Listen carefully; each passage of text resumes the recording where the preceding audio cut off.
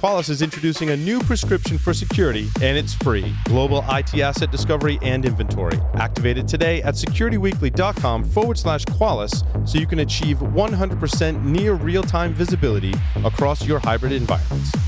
Let the team at Black Hills Information Security test your defenses. With over 10 years of experience in penetration testing, red teaming, and threat hunting, the testers at Black Hills will help you find the holes in your security before the bad guys do. The team at Black Hills cares about educating and sharing their knowledge by creating countless blogs, open source tools, and webcasts for you to learn more about the tradecraft of pen testing and red teaming. Visit securityweekly.com/BHIS to join their mailing list and view the latest blogs and webcasts from Black Hills Information Security. The biggest problem in security that remains unsolved is unprotected attack paths that allow threats to compromise vulnerable targets in the cloud and data center. But traditional microsegmentation is too complex and time-consuming. There's a better approach. Edgewise Zero Trust Auto Segmentation. Edgewise is impossibly simple microsegmentation, delivering results immediately with a security outcome that's provable and management that's zero touch. Driven by machine learning, Edgewise automatically builds policies that protect any application in any cloud without any changes to your network. They provide measurable improvement by quantifying attack path risk reduction and verifying software identity before it communicates to stop application compromises and data breaches. To see how to eliminate your network attack surface, visit securityweekly.com/Edgewise. Welcome back, everyone, to the security news. Do we not have announcements? There's no announcements. Is there? Oh, my teleprompter died. Oh, hold on. Wait. I got him. I was looking in the wrong spot. I said we'll be at Hacker Halted. I will be speaking at, and Chris Hacknaghy will be speaking at the Compass Cybersecurity Symposium next week in Lincoln, Rhode Island. It is on September 25th. SW 2019 saves $20 on registration. Nice. If you're around there, you should come. Yeah, absolutely. Hang out for the day. Yeah. What? Do I need to pay to register? Or Nah, we'll get you. We'll call you a part of Security Weekly. How about that? Yeah, I'll follow up with Sam via Slack this week. I think Sam and Joe are going to be attending, and I'm super excited about my talk. I'll tell you, I don't want to spoil it on air. Can you give us the title? The title is Security Isn't Doomed If We Learn from the Past. Oh, very nice. Yeah. So I found some really cool nerdy things. Very nice. What else? Oh, sorry, there was another announcement. Wasn't there? We need your help in a survey we're running for research purposes for an upcoming webcast about the maturity of your process automation for your security capabilities. Visit securityweekly.com/5 stages of automation maturity. Submit your responses to our 5 stages of automation maturity survey. The results will be disclosed in a webcast in November. Nice. Larry, you want to start with some pirate jokes? Yeah, I love pirate jokes. Mine's a little bit on the long side, and hat tip to Mike Poor for this one. So I suggest we let some of the other folks go first. Larry, you're up. Oh, I got nothing. Wow. All right. Well, then, Joff, I'll do one for you, and this is the short one. Again, we've already heard this one. Hat tip to Mike and Lee, and also to Alexa.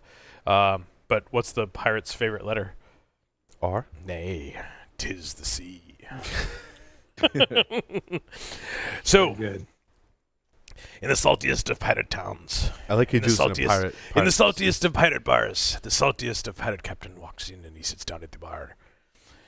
And he asks the bartender, "Aye, give me a glass of grog."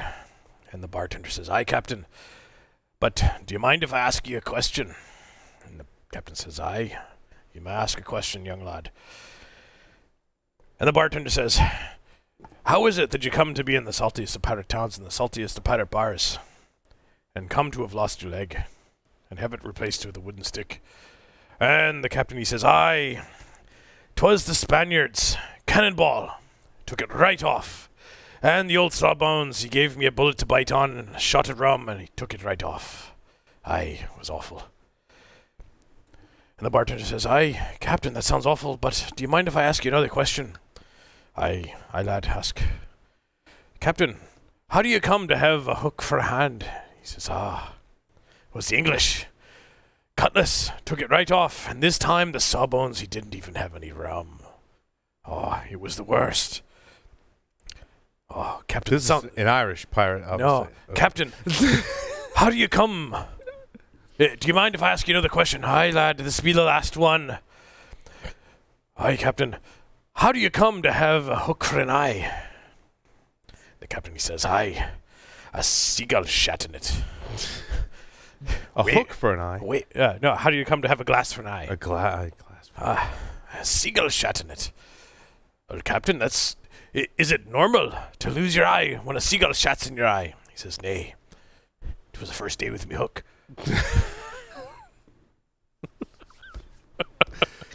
Thank you, Mr. Mike Poor. I love that joke. Yes, thank you, Mike. Love it. Love it. So all I have to do to my wife now is go, it was the first day with me hook. And she's like, oh, God, no. Oh, God. Oh, man. So I don't have any stories. My son broke his arm today, and so it kind of put a cramp in my day. He's fine. He's doing all right.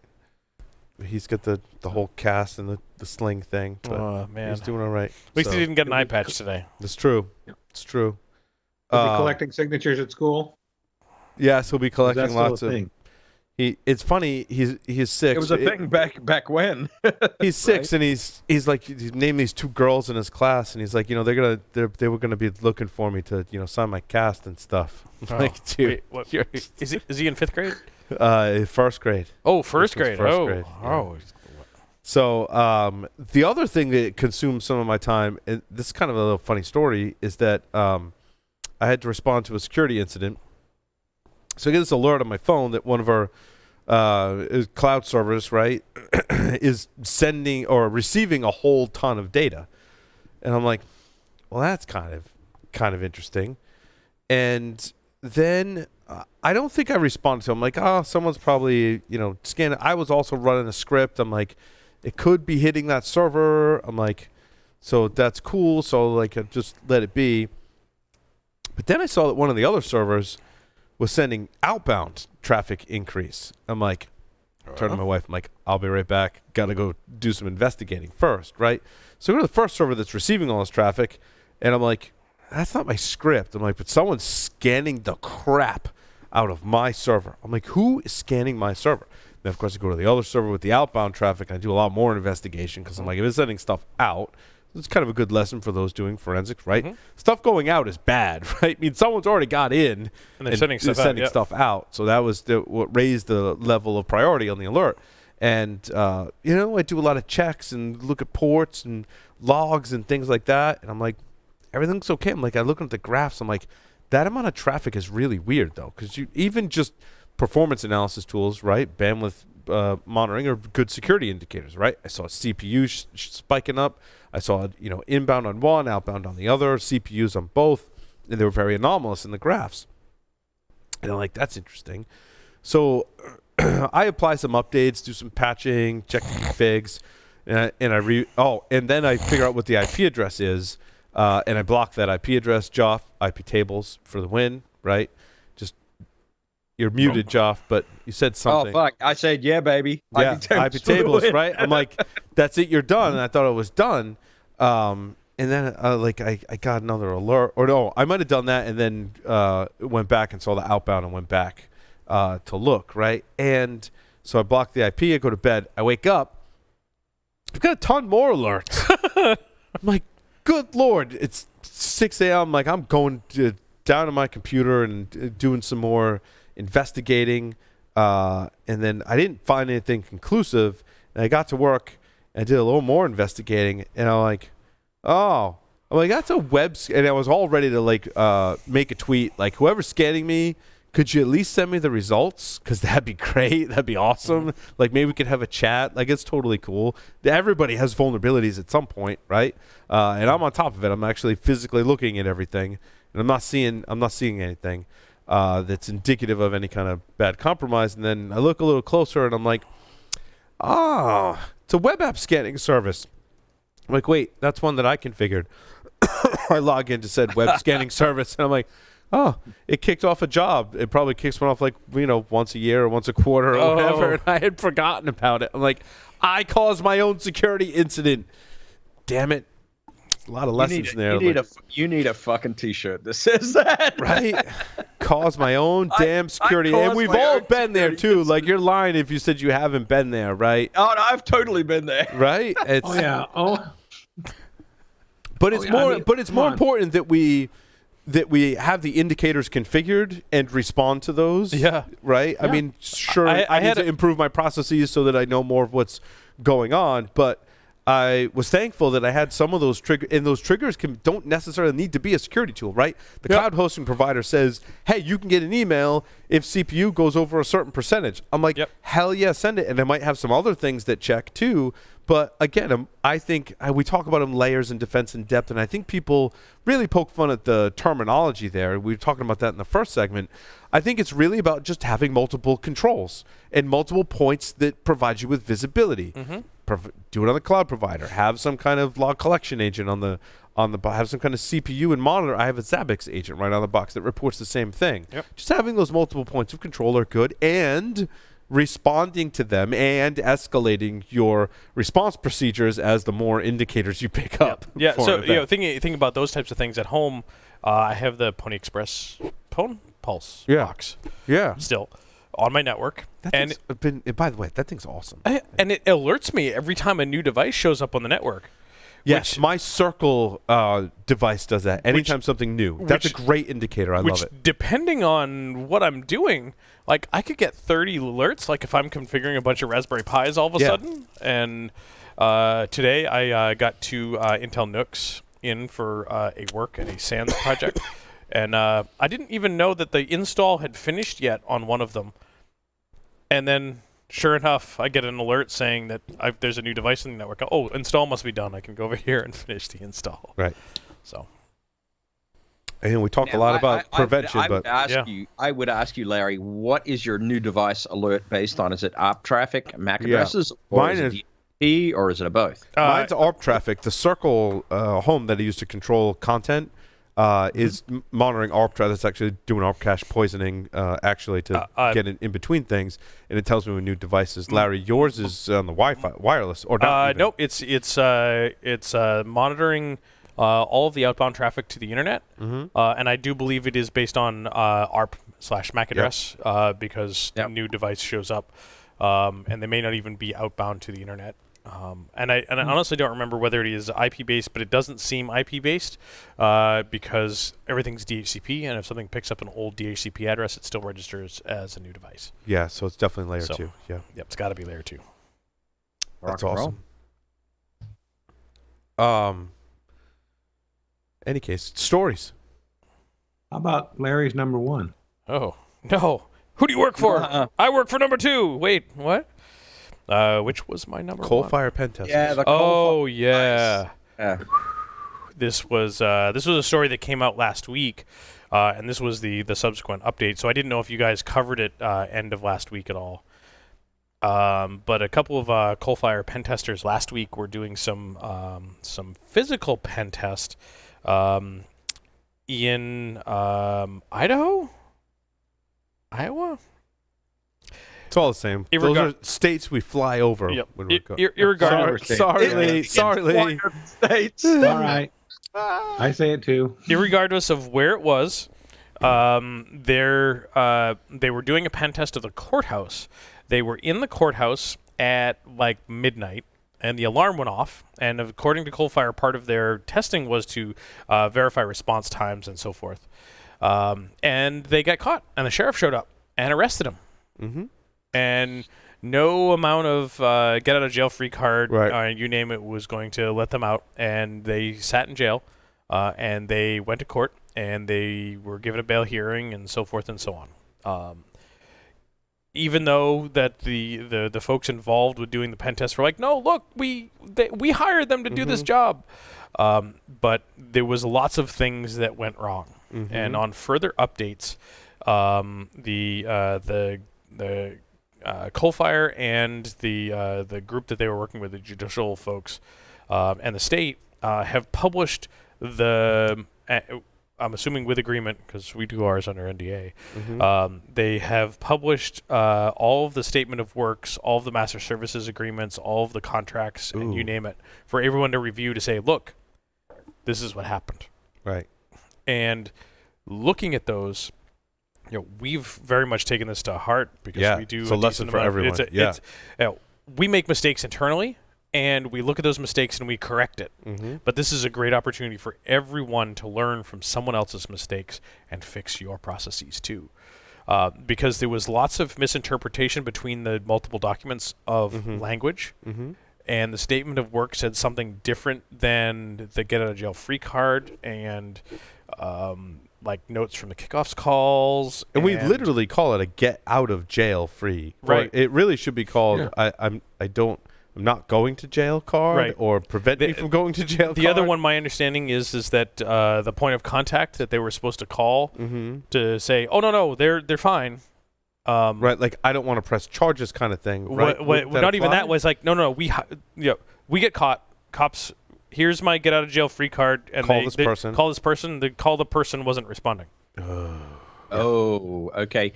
I was going to say, Larry, because like all of us in the pen testing industry, if you were awake, you were like, holy smokes, what the heck happened, right? Yeah. And because there's some of us at Black Hills that used to work with these guys, and we're looking at, is a great company, by the way. Lots of friends that work there. They've done segments on the show. They're awesome. Yeah, they are an awesome company, and so we were all like, how the heck did this happen? There was we paid attention as well, and there was multiple points of contact. There was lots of muddying of the waters about language. There was lots of misunderstanding about what times were open for testing. There was lots of misunderstanding about the types of testing that would be performed, where it would be performed, when it would be performed, by whom, against whom. The scope was very broad. From Coalfire's perspective, but from the judicial branch, it was not. There was also like a third-party group, like it was the IT security group that was contracting for the physical pen test of another physical location that wasn't necessarily under the IT control folks. They wanted them to break into the courthouse to see if they could get access to networking closets. The courthouse that had no idea any of this was happening. Oh, interesting. Yeah. So also, it's an object lesson, right? In making sure that you fully clarify not only scope of work, but that you have the appropriate parties at the table for rules of engagement. Yes. Clearly, that sounded like a complex situation where any one of us, to be honest, could have made these same mistakes. Agreed, John. Agreed. To the point that because very sensitive about it, and given recent lights, you may want to even consider, especially depending on your metropolitan area or lack of metropolitan area, to get on a call with the local law enforcement. And say, hey, this is what we're doing. Provide it to them first. Yep. I saw some stuff going back and forth. That's I think the best safeguard in this particular circumstance. Right. Yeah, especially when it involves physical, right? Physical intrusion. That's not that any software cyber I said cyber. But not that any software actions is not potentially equally as fraught with peril, but law enforcement, they understand physical. They will stop. Right. I mean, so that's, oh man, my heart goes out. What's the conclusion at this point? Yeah, what was the end result? So they were obviously it's still ongoing. So interesting. Go ahead, Lee. So one of the things I was wondering about is it seemed like the point of contact also didn't fully understand their role, what it meant to be the get out of jail card. Great point, Lee. Yeah. Like that's not the night to pass out or not forget to charge your phone or be in an area without service or whatever, right? Whatever. And also not the point to say, well, I don't know, maybe they aren't doing what. No. You don't. You have to be really clear. Right, and I'm not passing blame because that person could have. Oh no, I wasn't trying to acted responsibly or had an accident. I don't want our listeners to get that impression, but I think also having multiple points of contact, and if making awareness or creating awareness around that, if you are the point of contact, to be available and not just like not be available on purpose kind of thing. But be mindful of. If you are the point of contact and you know that activity is happening, like, don't go to an area that doesn't have cell coverage that night. Like, make sure that you are, for that night, that you're not going somewhere where you know that, like, I know when I go visit my mom, I don't have cell phone coverage at her house, and yeah, that's a nice break, and I'm not knocking anyone for that. But if you're the point of contact that night, like, maybe you don't visit your mom that night. Don't visit, or you give law enforcement or whoever your mom's number as well, so that you can be reached. There's a lot of ways to handle the logistics around that. A primary, a secondary, and a tertiary point of phone contact. number. Yeah, right, and point of contact. Yep. Yeah. The ultimate end of this story was, and I'm going to read it here. Look, clearly these guys aren't burglars. Judging by the above statements, this is a pen test during which the rules got lost in translation. It's interesting. Yeah. Yep. The rules of engagement allow for limited physical bypass at 3 locations, including the one that they were caught in. That's scary because all of us have been. I mean, all of us have been there, man. I've done physical pen tests too, where you're doing shady, you're doing essentially. If law enforcement comes in, you're doing shady stuff. It's a felony, right? It's a felony. Exactly. It's not a misdemeanor. It's a felony, and that was the one that I saw, was that, like, we as hackers have rules in which we are allowed to break felonies with permission. Right. But you got to follow the rules for breaking the rules. And but we're hackers. This story, I think, is positive, and that we can all learn from it. And hopefully, there's I'm confident there'd be a positive outcome. I can't see there not be. And I think the pain and suffering is the process they had to go through for it. Right. Yeah, it's really unfortunate, but I think there's definitely an object lesson in here. And I think it also, a lot of us in the community may not go out of our way to spend time with law enforcement, but perhaps we should change our mind on that. I think I completely agree, Joff. I think we should absolutely take every opportunity on both sides to work with each other, cybersecurity professionals and law enforcement. And I try and do that in every. There are actually 2 of my neighbors are police officers studying for cybersecurity degrees, folks in the community, and every opportunity I have to spend time with them, every opportunity I have to spend time with law enforcement, I take it, right? So it's interesting too that there is a massive resource issue that at play here as well. I think a lot of us have probably had connectivity with federal levels of law enforcement because they have better resources, they have people in the industry. And in fact, I will say out loud here, I actually, strangely enough, I met a federal bureau agent when I was in Europe, and it turns out he works right here in North Carolina, which was kind of amusing. And so we had a good bar conversation, and we handed each other some business cards. But so those opportunities are great, but how many of us actually connect with our local law enforcement? I think that's a completely different story, and it's tougher because. I don't know how it is in your community, but I know where I am, local law enforcement is massively under-resourced, and they don't have time for these kinds of issues. And so it's an interesting challenge. What's that phrase? Ain't nobody got time for that. Exactly. And I think that's the case in most municipalities. Boy, that's a hard word to say. It is.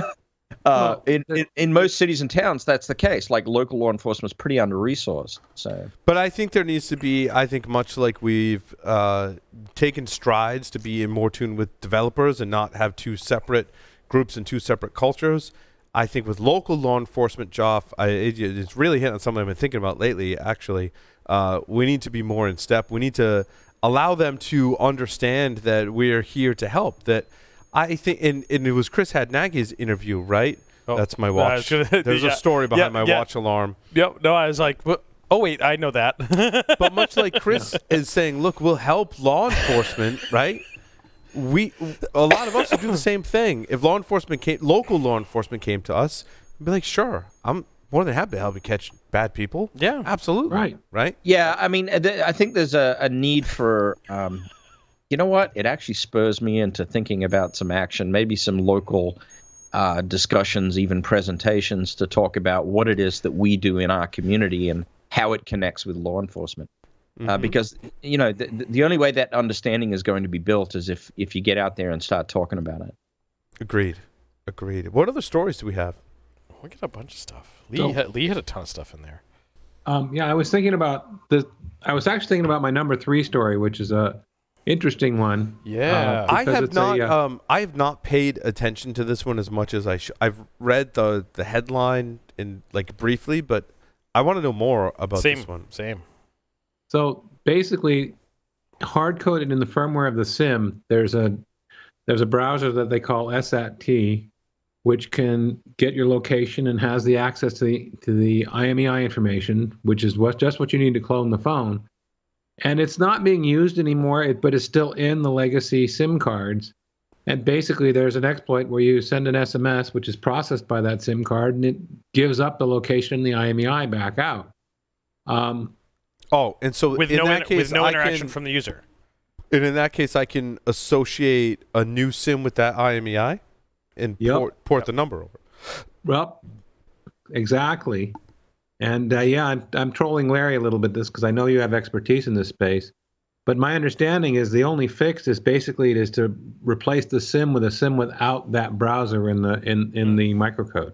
But isn't there safeguards when you port a number over to a new SIM? Well, this would be SIM cloning my understanding is SIM cloning as opposed to number porting. Oh, okay. So I would have two SIM cards that are identical. Yeah. Right. That then never hit on the provider. network. So they both receive the messages. Yes, that's how. Yeah, the SIM cloning. That's how that kind of works. Interesting. It's not I'm stealing your number. It's I'm making a second phone just like yours, and everything goes to both. Mm-hmm. And I need the IMEI to make. I need both the SIM card and your IMEI to make that association. Right. So both phones, basically, both SIM cards get the message. Yeah. It's the SIM card's effectively social security number. That's what its identity is based on. Yep. Right.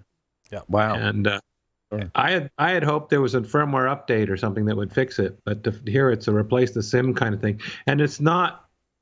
I have to go look for what the date range is. It's not the most current SIM. If you got a SIM, a few months ago, it's not vulnerable. But the majority of folks have SIMs that are within the date range because people take it from phone to phone. Yep, and or something like my new iPhone, it's all eSIM or virtual SIM. So there was no SIM card. Oh, interesting. So I didn't know they had that. I don't know. That would be fixed with my understanding of the firmware update. Absolutely, that would be, and I bet you it's not there. I bet it's not vulnerable too. So the SIM is going away. That actually makes a lot of sense. Which is interesting when we talk Wi-Fi, because one of the things that I've talked about for dealing with open Wi-Fi networks for providers, that let's provide some encryption and some authentication to like a hotspot network at Starbucks or the coffee shop or whatever. There's a way you can do that working with the cell phone providers with an EAP type called EAP SIM. Mm-hmm. So in a device that has a SIM card, you can authenticate using the secret keys on the SIM card to that network and then have an encrypted session. Because there's already knowledge of the because the providers already know what those keys are. The keys are already in a protected storage on the SIM, which not everybody can read. Mm-hmm. Unless you can authenticate to that card. So now you can have this encrypted end-to-end session by using that SIM card. The problem my question was: does that mean that the provider of the wireless network in the Starbucks or whatever? Yep. Do they need to provide some sort of API lookup in their radius infrastructure to also link into this? Yes. Okay, I figured as much. Yeah. Okay. And many of those large providers like that are centralized, like Starbucks. I forget who it was. There was one provider, and then they switched. And so there are large providers across every Starbucks in the country, in maybe the world. So there's some potential buy-in for lots of those folks, and then once it gets big, it will start filtering down to the smaller ones. Now, I think that makes a hell of a lot of sense.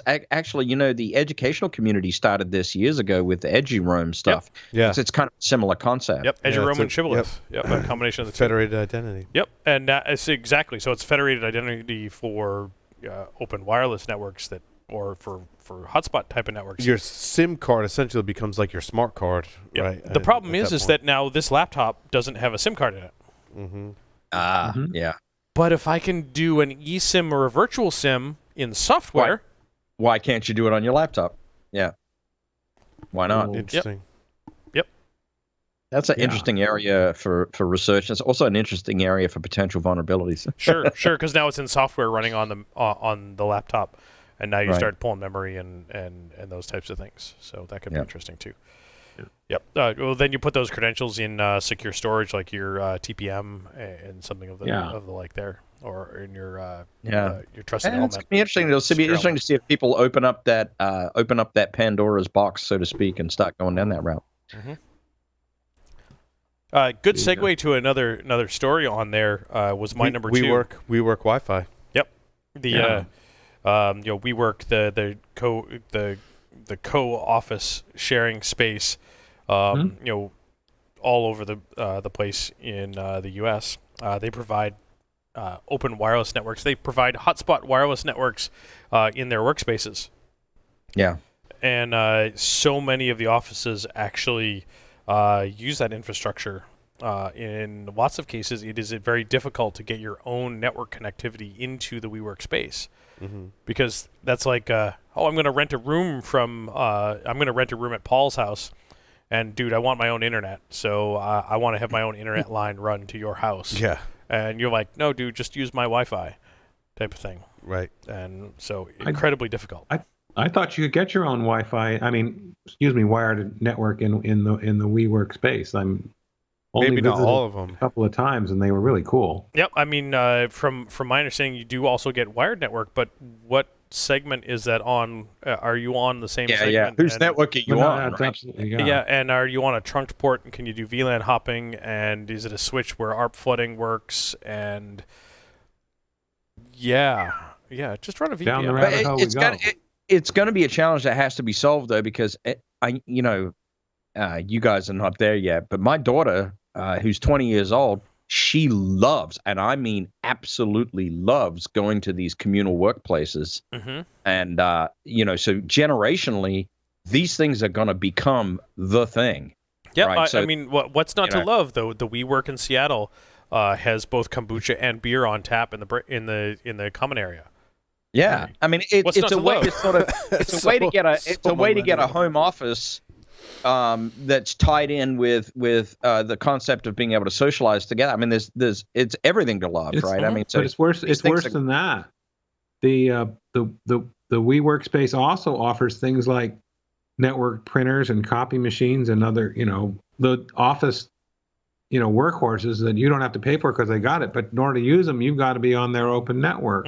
So, yeah, the big one for this particular story was that WeWork offers an open wireless network that the users, the occupants of the WeWork space were using, and either didn't realize that other people could sniff their wireless and gain access to their plain text transfers, or didn't care that others could get access Which to one is it? it was a little bit of both, depending.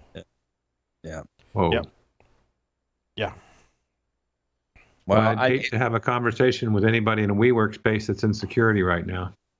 Yeah, no kidding. Yeah, one of the quotes was for me it was pretty much, holy shit. He recalled immediately going to the WeWork community manager and showing the security vulnerabilities. And then another one was, did you know that we can actually see all this? And the answer was, yeah, whatever. Oh, wow. Yeah. But it's a problem we're going to have to solve, because the market forces are going to push everybody that way. So it's going to have to be solved. I mean, there's no. We in the InfoSec space can't go, nope, you can't do that, because all that generation is going to be like, fuck you, I'm going to go work for some other company. Yep. Well, in this case, Larry, does it matter if the network is secured or unsecured? Because let's just say it was secured, and the key, WPA PSK, right? Yep. Let's go pre-shared key. Yep. Pre-shared key was in every, postered all over the place to connect our Wi-Fi network using this password. There's still safeguards that I can't snoop other people's data. So in that sense, they're probably better off security-wise. Yeah. Putting a key. Right. And now that said, you can still decrypt data, but you have to catch that user at the time of join. Right. Observe their four-way handshake. Yes.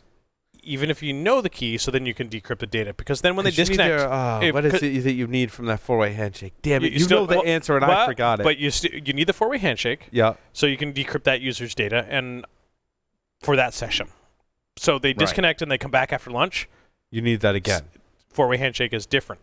However, there's still some work I'm looking at. There's a new attack based on the PMKID. PMK is what you need that you can, from the four-way handshake. No, one of the things even different. You can just ask the access point without for the authenticating PMK, for the PMKID. Yes.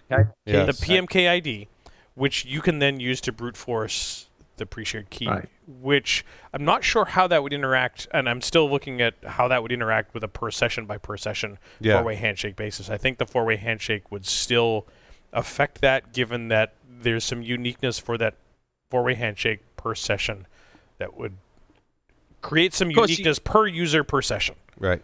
Because you still have the ability to go in there and spray out deauths, right? And force exactly. the full Correct. handshake. Exactly. So, the opportunity still exists there. I like this, per your segue, I like this idea of some sort of communal, .1x WPA2 kind of entity. I think that's going to be much better. In education, you're right. I was in university space when we were talking about edgerome and federated identity, so that you could essentially use your credentials for your university when you're a faculty member visiting another university and you're doing research together. I don't have to go through that. What's the Wi-Fi password? Blah, blah. Well, and that's a real deal. If you go out and you wander around universities, you will find SSIDs that are edgerome. Yep. The other one that would work really well for a situation like this is WPA3. Which we've talked about its issues in previous shows about how the Wi-Fi Alliance, in my opinion, fucked it up. But WPA3 has OWE, which gives us the opportunity to do, as it's called, opportunistic wireless encryption. So on an open wireless network, you can create encryption keys based on Diffie-Hellman completely anonymously, so you can encrypt traffic when there's no EAP type present. Interesting. So it's almost like, is that analogous, Larry, to like a kind of a start TLS transaction? Pretty much. Yeah. Interesting. Yeah. So yeah. Whoa. Because then the hell with running a VPN to protect yourself, which won't let you get any of the resource on the network. You're just encrypting opportunistically, and you can reach things like a printer or something. Well, that would be to the access point.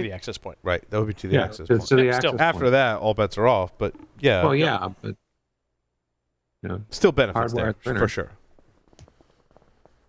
Well, there are plenty of organizations that are talking about fully open networking and using proxy kind of technology at their edge and doing away with VPNs, right? I mean, this is a concept that's out there because of the emergence of cloud, because of the emergence of mobile workers, and but it still doesn't take away the layer 2 vulnerabilities in open Wi-Fi. No, right? it doesn't. It doesn't. That's right. That physical presence, that local segment presence is still an issue, right? Yep.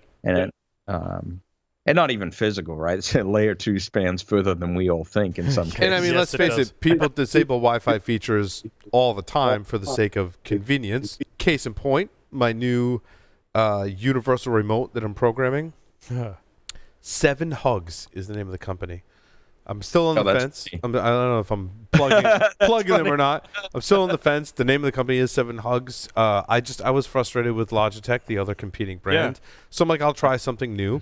It's a pretty cool remote, but in order for it to discover my devices or register actually with the app, it needs multicast traffic over Wi-Fi, which by default on my Wi-Fi network I disabled because there's no need for clients to talk to each other on the wireless network directly, even if through multicast. Ubiquity is my access points. I had checked that box and be like, no, disable that. Client isolation. I enabled that, so I had to go in and disable that feature to get my universal remote to be able to sync. And then you have to remember to go back in and re-enable that feature if it doesn't need it moving forward, if it's just for registration. You had client isolation, device VLANing, or PSPF. Yeah, it wasn't true client isolation. It was just for multicast traffic. Really? Yeah, okay. So that's the feature they give you. Wasn't related to unicast. Because if I remember correctly, and Larry can check me on this, the encryption keys that are negotiated for multicast and broadcast are different from that are negotiated for unicast. Yes. So if you disabled multicast deliberately, you're doing a different thing than exclusively client isolation. Correct. Client isolation is usually about unicast peer-to-peer. Right. So they could probably pay Ubiquiti more money and get that feature, but yeah, you probably could. It should be Which is cool. It should be fairly default, but for the for that. Yeah. Speaking of wireless, I ran into a funny one the other day.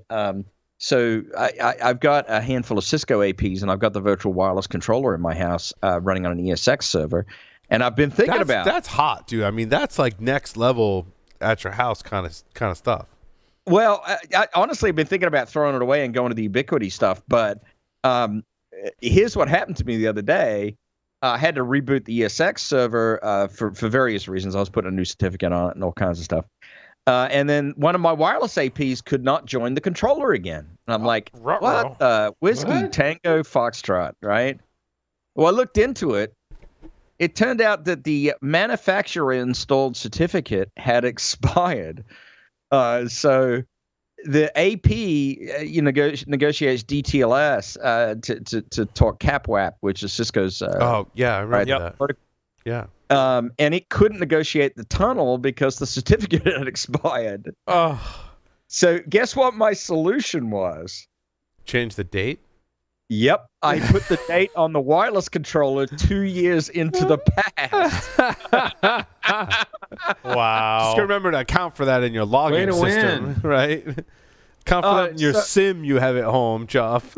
So that is seriously fucked up, right? But what I should have done is genned up, and I may do this still, genned up a little PKI and installed certificates onto the APs independent of this, right.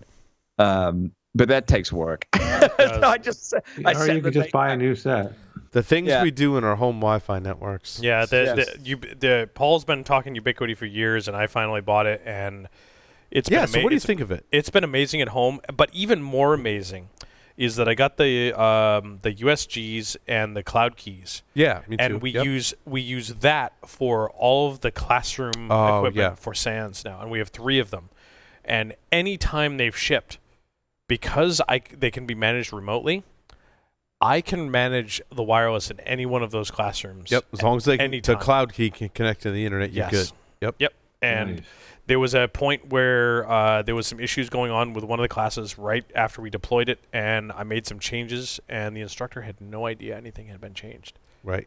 And you made it work. And I can tell when the class is going on, and I can tell when it's going well, and I can tell what labs they're doing because you can see the bandwidth. Yep. And yeah, it's been amazing. And their stuff is solid. Cool. I tell you, and even their older stuff too. I was putting an addition, making a new room in my home, and some of my wireless gear and the IoT things weren't connecting. And I'm like, I got one of those old Ubiquities. It's like one of the first BGN. Yeah, I think they're BGN. One of the first ones I bought, years ago. Yep. And I'm like, I've got some other upgrades throughout the house, so I had one of the extra ones. And when I did my TV setup for the room, I had an Ethernet switch in there. And so I'm like, cool. Like, I plugged in a new access point just for that room. Yep. Like, everything works fantastic. Shows up as a new access point. It registers. Like, life is good. Yep. I went to Vegas, and I had forgotten. And I'm like, I got to get there early. I need, probably a couple of hours to set up my classroom for day 1 and test everything and make sure it works. And I completely forgot that I've got this Netgear Power over Ethernet switch with the USG and the cloud key and the AP all powered on this thing. I plug 2 power adapters in and grab the Raspberry Pi DHCP DNS server, plug that in, and it's done. Instant network. And some of the ones, Ubiquiti ones won't, just a word of caution, some of the older Ubiquiti stuff won't power from the Netgear, because the Netgear stuff is cheap. I use it at home too, because it's cheap and it sends PoE. Yep. But some of the PoE, there's differences in the standard, and it won't power off of those. But they get a lot of you buy them with the adapter, so you just put the adapter on. And then you have a third power cord, but you need a couple another part. Yeah, but anyway. So for me, it would be an easy switch out because I've got a closet in my house that's got the PoE injector with a decent power supply. So it would be a super easy switch out to put Ubiquiti in. Now the reason I was considering doing it was, my virtual wireless controller is running on the ESX server, and I'm always fucking around with the ESX server. Well, as soon as I boot it or kill a VM or something like, I can kill wireless, my son comes running in because his gaming stops, right? And halt of gaming is bad. So he's like, the terrifying thing that I did today, Joff, is I built a new ESXi server as a replacement for the laptop going into those 617 classrooms. No screen to break, none of that type of stuff. You turn ESXi on, all the VMs come up, and it's done. Oh, is that on the Nook? On a Nook. And Nooks are awesome. By the way, one of our new Skype Zoom machines is a Nook. It's awesome. Yeah, and this is not my first Nook, and I bought one for that, and I bought one for another project. This is not my first Nook, but I installed ESXi on this Nook, and the last time I installed ESXi was on my $3,500 ESXi server that I bought. Yeah, built custom, right? 8 years ago, when you had to have specific hardware for it, and that thing is still running. Still cranking. It's pretty amazing. Because it's 24 cores and 128 gigs of RAM, and it still runs stuff. It's awesome. Yeah. It's having an ESX server at home is really, really handy. It is. If you're in it. And you can get server hardware really cheap. Like that rack mount. I mean, you got to have a closet or a basement to seal the noise in and some kind of ventilation. Well, yeah, unless you can get something like a Nook or something that's really, really low noise. I mean, I've got my stuff in my office here. It's really low noise, and that's one of my first criteria actually when I'm shopping for new server gear. It has to be low noise. Well, and but you can get a lot more for your money if you're willing to have that big honking rack mount thing, and you can get them really cheap, and they'll run tons. And a few of our guests have actually done segments about building a home lab, and they're like, you go to eBay or wherever, and you find people getting rid of these big honking $300. Even older Xeon processors are awesome for that because of the increased cache. Right? Right. And then they've got those built-in hardware RAID controllers and all that shit. It's good. It's good stuff. But hey, everyone's going to cloud, man. All this hardware is commodity now. Yeah, it's coming full circle, baby. Is what, this big and this tall, and doesn't make any noise. Got a couple of terabytes of storage. Got ESXi on it. Got a few gigabytes of RAM. Doesn't cost me much to run. I've got a super micro server that draws 50 watts unless you're actually doing something with it. So it's pretty small. Nice. Yeah, super micro makes really good stuff for that. So to my challenge that I've got for folks is, and this has been a problem for a long time, what do you do with the old gear that is kind of going? So I've got 3. Wipe it, donate it. See if you can donate it. Pretty much. Donate it where? Well, here's the thing.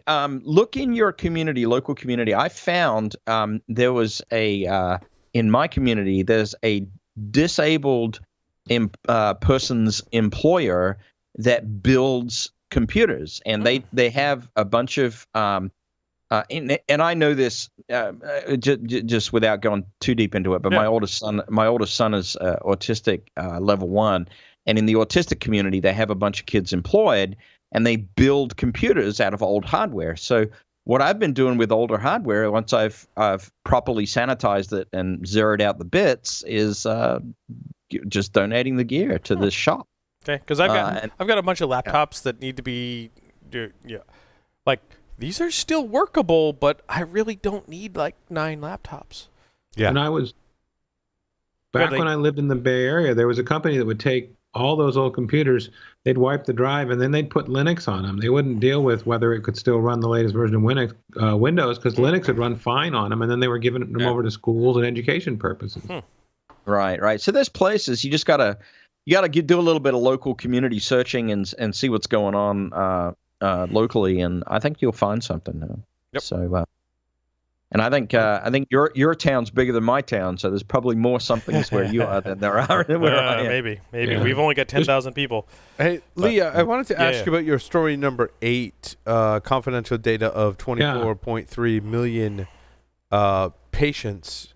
This is This is not Quest Diagnostics. That was this year. No, right? no, this is not them.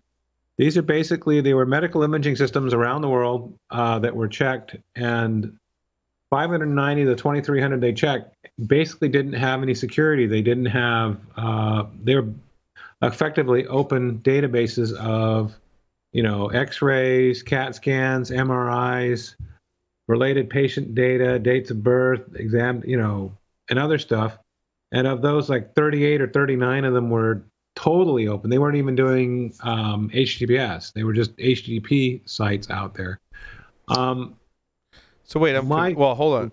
You missed ultrasounds. Those are in there. Those are also stored. Oh yes, I'm sorry. Yes, absolutely. Those are stored on PACS systems, picture archiving and communication systems. I didn't know that's what that stood for. I may or may not know someone really well that might be married to that does medical imaging and know some of this terminology through. But she learned stuff about security through osmosis. I learned stuff about medical imaging. And what protocol does PACS often use for transfer of those images, Paul? This I did not know, but apparently it's DICOM, Digital Imaging and Communications Medicine. Did you know that? Did you?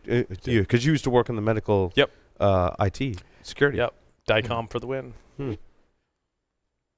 Now, are these just general, like PACS? Is that a general? These are just protocols that any vendor could implement. So PACS refers to the whole imaging, typically to the whole electronic imaging system as a bundle, where image storage, image acquisition, and analysis. Gotcha. And then typically the protocol used for transferring those images between the various devices is DICOM. Right. Yeah. It's very interesting. I mean, most of us have had a medical image at some point in time, and likely your image has been transported in a PACS system, because I didn't know this. Again, my wife works in medical imaging, right? A radiologist, for the most part, a radiologist will read your image at some point. Like even if you go to a walk-in ER, the doctor may read your image, but it's typically sent to a radiologist that reads your image. Hence, the need for these communication protocols. And radiologists go to school, I think, more so than all other doctors or most other doctors, to be in a large part of that training towards the end of their educational process is to be able to read these images. And I tell you what, it's very similar to what we do, because my son just broke his arm today, and she's like, "Do you see the fracture?" And I'm like, "Is that it over there?" She's like, "That's muscle and tendons." She's like, "Hold on, let me give you a lesson." And it's very much like we would look at logs or TCP dumps or whatever and go, "Don't you see the anomaly? It's right there." And I'm like, "I see it, right?" And so now I get to be the dumb person and be like, I don't see it, sweetie. Where is it? You gotta point it out to me." And the same sort of thing. This is why when you get the X-ray and the X-ray tech sees the images and you go, "How's it look?" And they're like, no way, man. They're like, we're not really sure, but we have to wait for the read. They have to essentially do social. Sorry, Lee, we're hijacking. I'm going to turn it back to you one. Last point. So they have to essentially lie social engineer to say, "I can't make any diagnosis. You have to go to a radiologist." Not to mention, there's also specialists in certain. I was telling some of the staff here, I'm like, if your child gets hurt, you want a pediatric radiologist, but not just a pediatric radiologist. You want an attending, right? There's all, and they are the most senior people in reading specifically pediatric images from all these different. And you, like the X-ray tech, clearly you could have a 1-inch separation in your bone, and they'll go like, "Yeah, I really can't give you a diagnosis." And don't get me wrong, technicians are very good at spotting things because they're often sitting with the radiologist while they're reading. So especially more experienced techs will be like, yeah, they're like, they know sometimes looking at an image if it's pretty obvious. Okay. Yeah. I want to chime in just on the comment about that, like us, because I had that experience in the last year, and that, well, maybe last 2 years. But I had an image taken for various reasons. And what I found out was radiologists, when they read that report, they will literally give a finding just like a pen tester. Oh yeah, dude, it's totally. They literally will do that. Yeah, and so what they were looking at for me was kidney related. Okay, but they did not give a finding on that. but they found the prostate, and they're like, "Oh my God, his kidneys are fine, but God damn it, look at this prostate!" Right? And they gave a, he's got an enlarged prostate, right? And it was really funny when I went back to the doctor and talked to the doctor. The doctor's like, "Yeah, you got an enlarged prostate." I'm like, "Yeah." Tell that to another 50-year-old guy there. We've all got them. Right. Yeah, that's a common thing. But you're absolutely right. It's very similar. It's very similar to what we do. I mean, basically, we're looking at images, which are data, which could be images, could be logs, could be like I was just describing the top of this segment. I'm looking at all the indicators. Now the question is just like that pen test report. They're writing a findings report. Did they have a validation of that individual finding? And you know what the validation for that is, Joff, right? Oh yeah, with prostate, prostate. Wait, you may feel a little pressure. You may, I thought they used 2 fingers. You need to undergo some testing. Or is that just me? Not in my case. Not in my case. Sorry, Lee. We've totally hijacked your storytelling. You might be a 2-finger. We've given you a lot of context. Please continue. Yeah. So, where I went with this is that I have a little context. At the lab, we have our own medical facility on site. Mm-hmm. And in fact, there was a time we had more crash carts and capability than the local hospital in town did, and they were rather jealous. We had 3 and they had 2, I think it was. Oh, geez. But we take x-rays and we do other medical information, and we're trying to get all those x-rays over to the radiologists through digital means now. At one time they did something like faxing them over there, but now they want to do it over the internet. And so I'm called in to look at the security of this arrangement and how things are secured. And it's kind of like, what do you mean you don't know if it's secure or not? Just trust us. Just write the check. It'll be okay. The parties aren't used to outside cyber folks working with them. I've worked with the medical folks enough. I've learned a lot about HIPAA and PHI that I don't know if I really wanted to know. But it just seems like a general...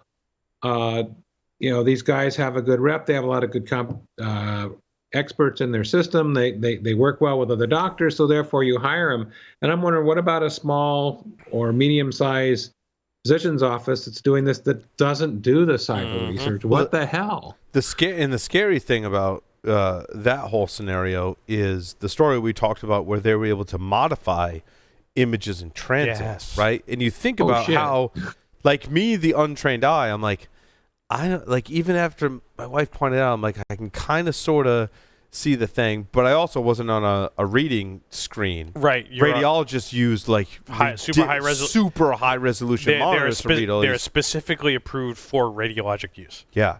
And so you can imagine the cost and the resolution, and all those factors that go into those monitors. So if you're able to manipulate those images in transit, to me, that's really bad. Yeah. You can create false positives and false negatives.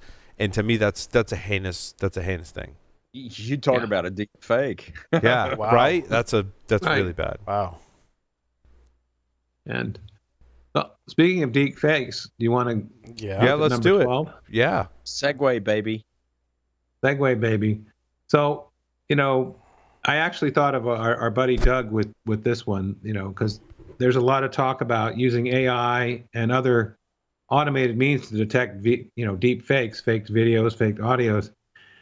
And these guys got together and did a bit of a report on. They said, hey, hold on, this is more complicated than it sounds. It's not just detecting the heuristics. There's a bunch of social behaviors and things that it's really hard to really accurately detect deep fakes. And like I said, what I've been hearing is, hey, here's a quick fix. We can just put this in between, and it'll spot all the deep fakes out there. Don't worry about the election; it's all good. I just thought it was an interesting counterpoint to the whole. I mean, there's a lot of quick fix makes it all right, no matter what the situation is. But I just was thinking for deep fakes, I was a little. If only, if you're creating a deep fake, if you set the deep fake flag to true, then it's a deep fake, right? It's kind of like the evil bit. The evil bit, yeah. Right? It's like the evil bit. Yeah, in fact, I think that's our cue to submit an RFC. I'll co-author it with you. Right. We'll pick a bit in the IP header, and we'll say this is a deep fake bit. I mean, it's kind of like when you're defining objects in Python, right, Joff? When you've got inheritance. Yeah. There's I call it discriminator field, is like what a lot of it's like what type of object this is, right? Is it a real object? Is it a deep fake object? You set the discriminator to whatever field it is. Actually, we could call it a dunder, which is what Python calls it. But we could just extend that to throw a little Australian in and call it a down under. Is that what you call your dunders? Down unders? I call them down unders. Oh, boom! I want to, one on my bucket list is to sit through is the Python course that sends a 6-day class, Joff? It is a 6-day. You need to be. I want to be your student for 6 days in class. How much fun would that be? For you it would be awesome, but for Joff it would be you'd be Joff that had to student answer that all. you need to He shut would the fuck. have to. He'd have no choice but to answer all my ridiculous Python questions. Every second question, I'd be like, "Yeah, not you. Shut up, Paul." The next guy. Yep. I think my questions are good. I try and ask you very. That's the thing. You think your questions are good. Well, I try and not kidding, ask stupid questions. I try and do all of my research before I ask a question. I try and get multiple facts from multiple sources and try and put it in practice, and then ask Joff, is this the right way? Am I interpreting this correctly? It really comes down to it's a great point and the right way to ask a question, right? Do your research, do your homework, do some practice, and then ask the question, right? Yeah. You know what? I'll be in his class in November. You can shoot me questions, Paul. I'll ask him in class for you. Oh, there you go. Perfect. We're gonna have a relay situation. Oh man, I want to be in the class with Lee though. That would be so much fun. And now the question is, where in September? It's Pen Test Hackfest. We should do an announcement in November, probably in DC, typically. DC, right? Yeah. I will be teaching Pen Test Hackfest in DC in November. The Automating Information Security with Python class, and I will have Lee Neely as one of my students. Can we do like a live broadcast, like on a break or lunch or something? It's funny you say that. I think the class is going to be simulcast anyway. That's awesome. Joff, which week in November is that? That's a good question. Hang on. Hackfest is the 18th to the 25th, so I think your class will start on the 20th or the 19th. Yeah, it's about the 20th. So that's the week before Thanksgiving. Yeah. Yeah, that's typically when that conference is. It's a great conference. I will literally. November is a great month for me. In that the second week of November, I fly to London to teach 617 in London. I'm home. Oh, that's awesome. I'm home 36 hours, and we leave for 10 days at Disney. Oh, nice. And I come home. We come home the day before Thanksgiving, which means I'm off from work the remainder of the week. I'm literally out of the office for 3 weeks in November. Wow. You win. Yeah. Except I have to work those 36 hours that I'm home. Oh. Yeah, right. Work on packing and work on checking my email from the prior week. Mm-hmm. Yeah, exactly. I anticipate Larry's going to have some visions problems. He's not going to be able to see going to work. Yeah. Well, I should be okay because I just got new glasses last week that'll come in next week. And you're getting old when? They had to up your prescription. Oh, no, the prescription's the same. But when I say, I kind of feel like I have to keep doing this with the iPhone to be able to read it. Yeah. So, Joff, what did they give me to fix that problem? They gave you probably a +1 in the bottom half of your lenses. They did, and they called progressives now. They used to be called bifocals. Yeah, progressives. And that's the beautiful thing about progressive. But here's the thing, Larry. If you're like me and you're nearsighted as well as farsighted, right? All you need to do to read close up is just take them off and put them on your head like this, and then just read your iPhone. Yeah, like this, right? Yeah, like this, right? Yeah. Once you have LASIK done, that option's gone. I should. If you're gonna have LASIK, you should have had it when you're in your 30s. But coming full circle, I feel like this is like Paul's Security Weekly episode, Old 2036. I gotta hold my iPhone. I had to get a selfie stick to hold my iPhone out far enough. And can you believe I had to do that with the new 12-inch iPhone Pros? The iPhone 27. I gotta put on a selfie stick. Get the heck off my lawn, punk kids. Coming full circle, I really, really am looking forward to Pentest Hackfest. I think it's going to be a great event this year. A shout out to Mark Baggett, the course author for the Python class. He he basically said, "You do it this year." He gave this one over to me, so I really appreciate it. I'm looking forward to the event. So it's going to be awesome. fun. It's going to be fun. Fantastic. Well, thank you everyone for watching this edition of Paul's Security Weekly. Larry, take us out, my friend. Over and